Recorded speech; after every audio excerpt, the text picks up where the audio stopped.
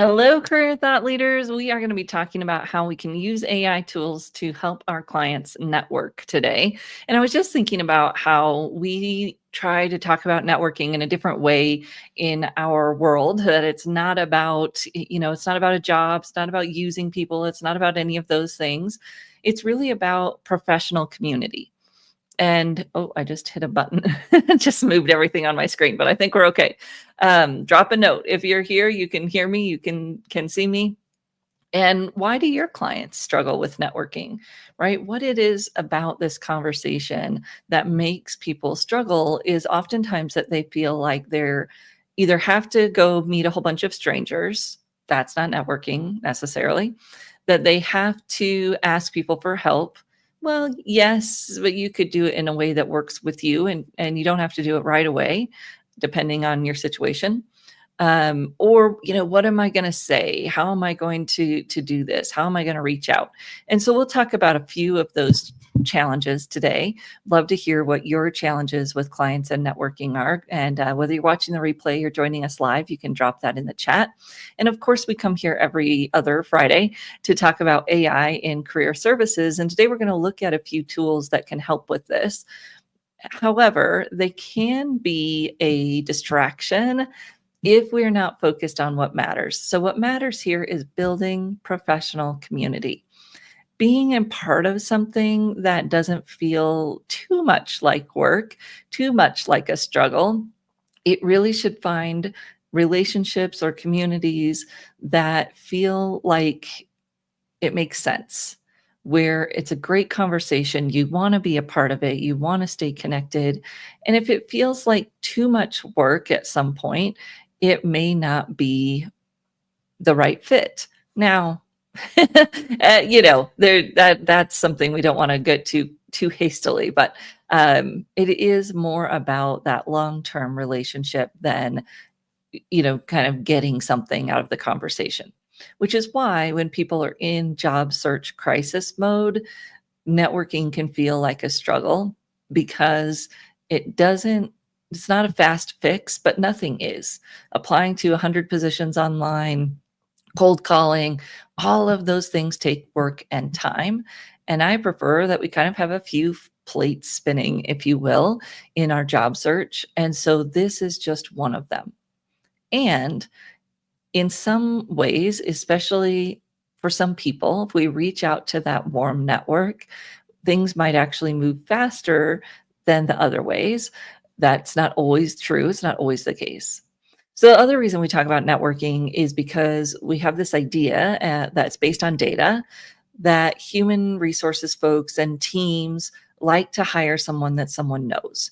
So how do we network to the point where that then when they're hiring, we're the person that someone knows? We call that being the referred candidate. That if I know someone there, they're more likely to hire me. The data shows somewhere between 40 to 60% of recruiters think that. One data point showed up to 80% of teams and hiring managers would prefer to hire referrals. And this isn't too hard to believe, right? That we like to hire people that we know. So how do you become the person that is known? Well, you have to start building that community, and you have to be a part of the community in a consistent, sustainable way so that people know who you are. You're building that when you're job seeking, but we really hope that you maintain it as you go through your career, because then you'll move faster when you need to move. And that's the whole point. Now, all of this needs to be done at a human level. We're connecting with people, we're engaging with people from a human perspective, right? We know how it feels to get those messages via LinkedIn when you can tell that they're automated. It's obvious and it doesn't feel good. So we're going to talk about some ways that we can improve our outreach messages, but I'll just say here up at the front, the best way to do that is to be a part of the community so that you don't have to try too hard to figure out what to say, because it's there for you.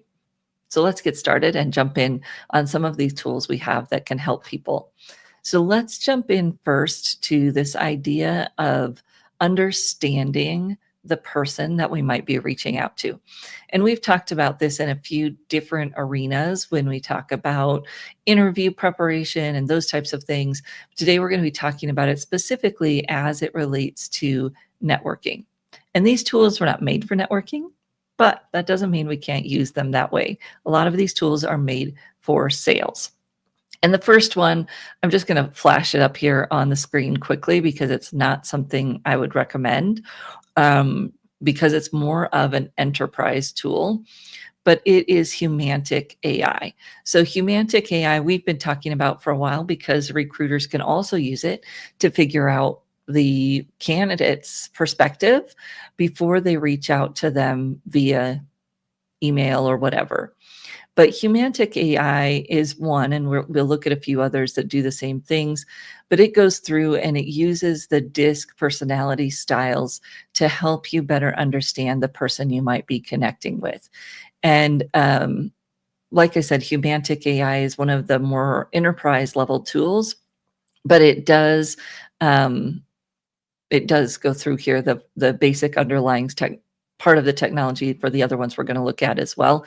So it just talks about that I can look at someone's personality and then say, okay, these are the types of people that I'm going to be connecting with and what's the best approach. So I wouldn't necessarily recommend Humantic because it is an enterprise level tool. It's the most expensive of the ones that we'll look at today, but the basic underlying technology is the same. So let's look at one of the ones that I would recommend that you could play around with, which is HumanLinker. So Denise Bittler is one of our staff members, are one of our instructors for some of our programs, and I use her to test the system a while ago. This connects to your LinkedIn system. It is not one of the tools that is on the hot list of things that can get you removed because it's not scraping contact info. However, it is a Chrome plugin that goes into LinkedIn, which makes some people nervous. What I typically do is connect it when I'm going to get a profile, and then I disconnect it because that's all I'm using it for. So it goes into someone's LinkedIn profile and it creates a profile for them here in the system. And then it does that work where it goes through and says, okay, this is the person's DISC profile. This one's not as accurate as the next one that we'll look at. You'd probably get around 10 free profiles from this where you get to see, the person's style, what they naturally tend to do. And then really what we're looking for here is in the middle of the page with engagement tips. And it will tell us some of the best ways to reach out to Denise and to connect with her. What are going to be some of those ways of connecting that really resonate? And what I could do is grab some of this content. I'd probably take out the name, the name. We don't need that in ChatGPT or Claude or wherever, but I could say, okay, here's what I know about this person that I'm networking with. I'm wanting to reach out to them for this reason. That's the context. So here's the information about the person. Here's the context of why I want to reach out. Help me write an introductory message. And then we're going to have to heavily filter that based on some other things, but it can give us some ideas for an approach. If I've got some specifics around how I met the person or why I'm interested in reaching out to them, all of that context can help improve the message that the initial draft that I might get. So I like this tool. I like that it gives you some free options to get the profiles and that you can see all this information about this person in terms of how they may want to best be approached. Now, it is pulling their DISC based on the patterns in their profile, not necessarily just the content, but the patterns.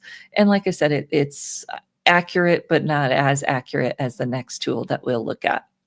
If you've used HumanLinker, drop me a note, let me know. Or if you're thinking that this might be helpful for you or your clients, I'd love to hear that as well. I'll make it just a little bit bigger. It's really this first column of the engagement tips here that we're looking at. Expect them to be pleasant, asked for their opinion, use references or personal expressions, offer something new or exciting. So it gives you some ideas of ways that you might do this. And again, you could copy and paste that information into your favorite generative AI tool, and then it would help you craft that better opening, introduction, connection that you might want to make. So that's HumanLinker. The next one that we've talked about a little bit before, it's still one of my favorite tools, is Crystal. And Crystal lets us connect to the same thing, connect the LinkedIn profile, and just really understand what it is we want to know about that person. Let me see if I can get this up here. There we go. Okay. So Crystal used to be Crystal Knows. I started writing about Crystal in 2017 when I first heard about them. And it is an awesome tool to figure out who am I connecting with. Very similar, right? I get this report and it tells me how this person responds, and it tells you how to book a meeting, those types of things. We're going to take it out of the sales context and into the networking context. The full report gives you this whole communication guide based on your personality and theirs, how you might best connect. And you can get 5 of those for free. So that if you want to try it out, you don't have to, make a big purchase right away. You can just get some ideas and see if it's going to be a good fit for you before you do that. And so you can see it tells you how to approach the person. It will help you write, and you could try that out, but I probably prefer to use my own language model versus the internal ones in some of these.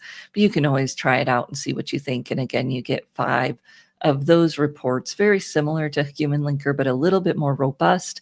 And from our experiments, a little bit more accurate in terms of the person's personality.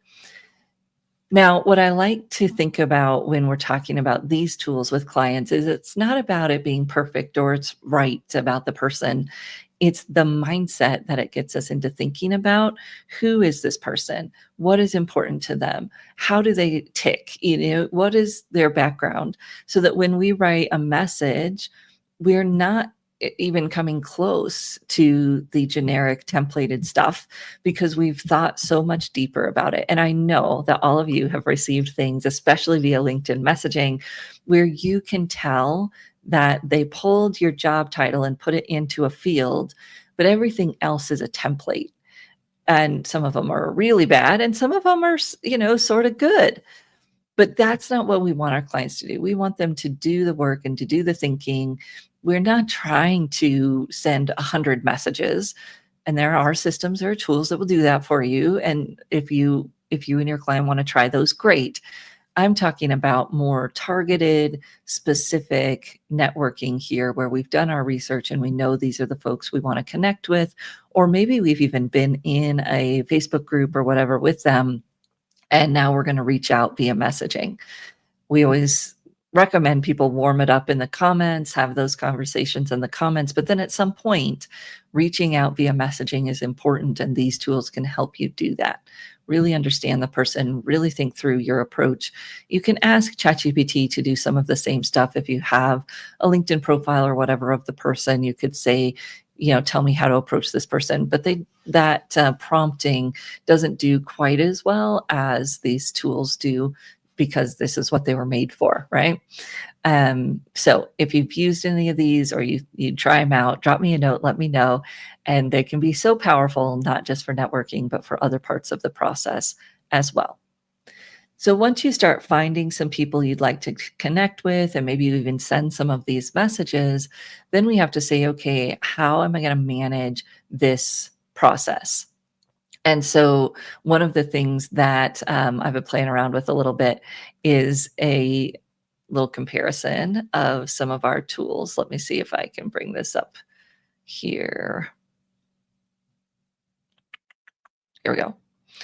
So a little comparison of some of the tools that will do this inside of LinkedIn. Now, these I would start to be a little bit careful of, can they get in trouble with LinkedIn?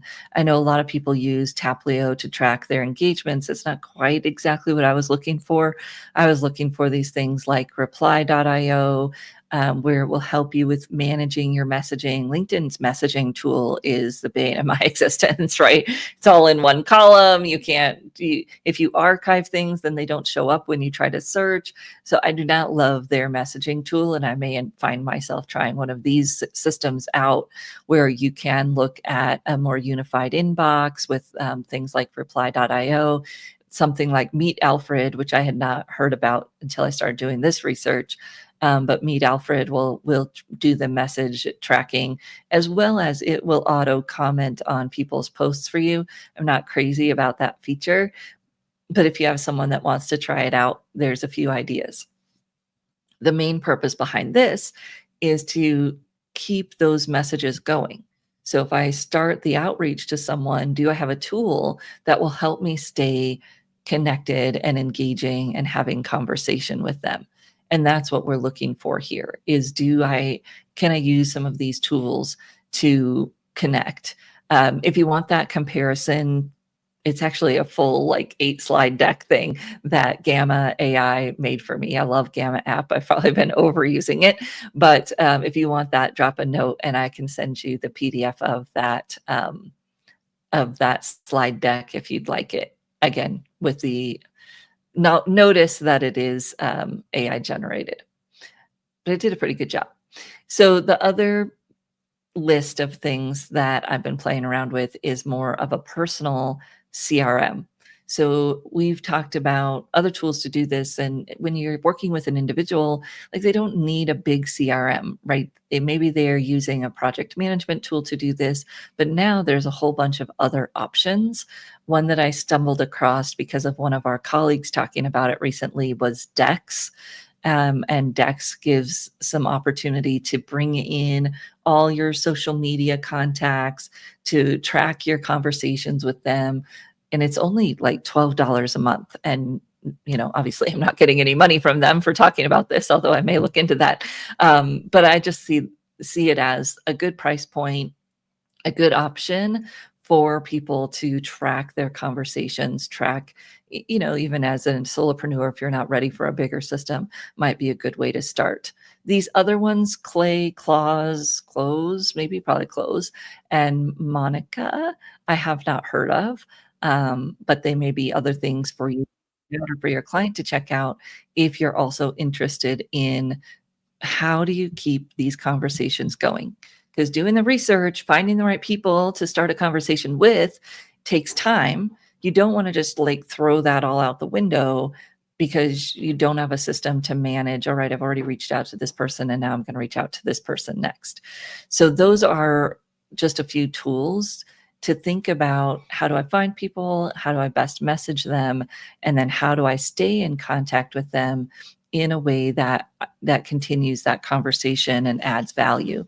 Now, if you're thinking about helping job seekers with this, and specifically how they can use social media to do this, our upcoming program starts next week, is our Social Media for Job Search Strategist program. And this is an opportunity to dive deep into how can you use these tools, these social media, online networking types of tools, to really help a client move through the program of job search. So we talk about LinkedIn. We spend a lot of time on LinkedIn and the reach out, the connections, the conversation on LinkedIn, not just the profile. We talk about the jobs feature and how to maximize that. Then we talk about a little bit about Twitter or X, even though a lot of people might not want to use the platform, it actually is great for research. So we talk about that. And then a little bit about Instagram, Facebook, other places that you may be surprised are great for networking. Had a recruiter who was doing some work on, improving their business, growing their business, or maybe going back to work. And they said, I reached out to my network on Facebook and I was just floored by the response and the helpfulness I got at Facebook. But it's okay, we're talking about community, and your community is where you have been and been building. So it may be on Facebook, even though you don't think about it for job search. And that's what we help you have the tools to do so that you can help your clients. So this starts on the 30th, and we'd love to have you join us if you'd like to. It's kind of a little mini class. It's four 4 sessions, priced right for you to just get some strategies, have something that you can market as a program to break through the job search challenges that a lot of people are having right now. So have a great weekend. Let us know if there's other topics you would like us to cover here on Friday, AI in Career Services. And we will see you next week, because it's the first Friday already next week. And we'll see you then. So thank you, everyone, and have a great weekend.